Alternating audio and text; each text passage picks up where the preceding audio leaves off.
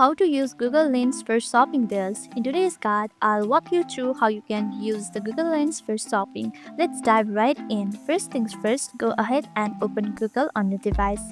Now once you are in, tap on this Google Lens right here. Tap on it.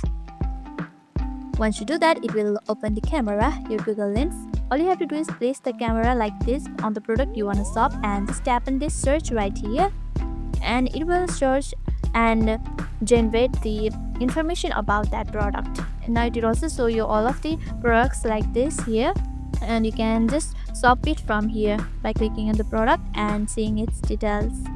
And that's it. This is how easy it is to use the Google Lens for shopping. Hope this helped. If it did, make sure to give this video a thumbs up and subscribe for more tips and tutorials.